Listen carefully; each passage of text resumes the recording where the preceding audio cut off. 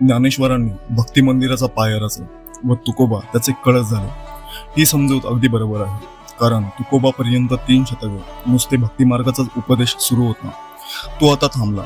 यानंतर भक्तीबरोबर शक्तीचाही उपदेश सुरू होणार होता. यापूर्वी मंदिरातून कमरेवर हात ठेवलेली विठ्ठल मूर्ती दिसत होती, पण यानंतर उभारल्या जाणाऱ्या मंदिरातून धनुर्धारी रामाच्या, बलभीमाच्या आणि महाराष्ट्र धर्मरक्षिका जगदंबेच्या मूर्ती सिंहासनावर अभिषेक होणार होता. भक्ती मंदिरावर कळस झालेल्या तुकोबांची कामगिरी संपत आली होती आणि मारिता मारिता मरावे त्याने गतीस पावावे अशी आपली घनगंभीर वाणी सह्याद्रीच्या दऱ्याखोऱ्यातून कोंबली. समर्थ रामदासांची ब्रह्मचारी मूर्ती आपला प्रवास संपवून निश्चयात्मक मुद्रेने महाराष्ट्रात पदप्रक्षेप करीत होती. अमावस्येच्या गाढ अंधकारानंतर उगवलेली बालशिवाजीची उदयसूचक प्रतिपचंद्रलेखा सह्याद्रीच्या कड्यावरून समर्थाच्या सूक्ष्म दृष्टीला स्पष्ट दिसत होती. हीच रेखा हळूहळू विकसित होऊन तिच्या शीतल चंद्रिकेखाली मराठ्यांची संस्कृती सुखाने नांदू लागेल असा विश्वास त्यांना वाटू लागल्यामुळे तिच्या पुनरुज्जीवनाच्या प्रयत्नांना त्यांनी सुरुवात केली. यावेळच्या समाज स्थितीचे चित्र समर्थांचे वडील बंधू रामी रामदास यांनी रेखाटले आहे. शिवकालीन पुढारी लोकांची ध्येय व संस्कृती पाहत असता शिवकालीन समाज कोणत्या स्थितीत होता हेही पाहणे अवश्य आहे.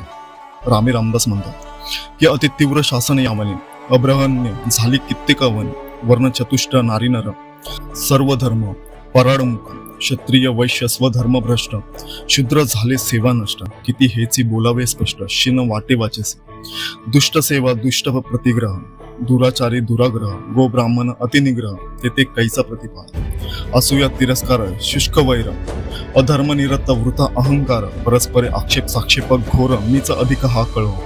महाराष्ट्रातील चातुर्य वर्ण कसे स्वधर्म मर्चित झाले होते याचे हे अगदी यथार्थ चित्र आहे. मुसलमानांचे शासन अत्यंत तीव्र होते, गायी ब्राह्मणांचा निग्रह होत होता आणि असूया मत्सर तिरस्कार निष्करण वैर आणि मीच थोर असा शुष्क अहंकार इत्यादी पारतंत्र्यात जोराने वाढणाऱ्या दुर्गुणांनी समाज अगदी नाचून गेला. परतंत्र लोकांची मने किती क्षुद्र होतात याचे हे उत्तम उदाहरण व चित्र आहे.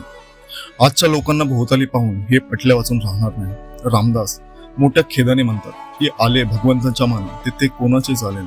विपरीत सांडीला आचार क्षेत्री मोडीला विचार नीती मर्यादा उडाली भक्ती देवाची बुडाली ज्याने दोष झाले फार तेने होतच संहार पुण्यक्षेत्री ती मोडावी आणि ब्राह्मणे पिडावे पुण्यवंत ते मरावे पापी चिरंजीव व्हावे लोके मेनेची चालसे त्यास होतात विपत्ती धर्मवृत्ती हे बुडावे शास्त्र मर्यादा सांडावे. रामदास म्हणे देवे बौद्ध होऊनी बसावे. लोक भित्रे झाल्यामुळे त्यांच्यावर आपत्ती येत आहे. ब्राह्मणांनी आपले आचार विचार सोडले आहेत. लोकांना वळण लावण्याचे कर्तव्य ते करीत नाही. क्षत्रियांनी तरी विचार करावा, तोही नाही. पुण्यक्षेत्रे मोडून गेले आहेत. इतके झाले तरी देव बौद्ध होऊन हात जोडून अहिंसा व्रताचा उपदेश करीतच बसला आहे. याबद्दल समर्थांनी आश्चर्य व खेद व्यक्त केला आहे.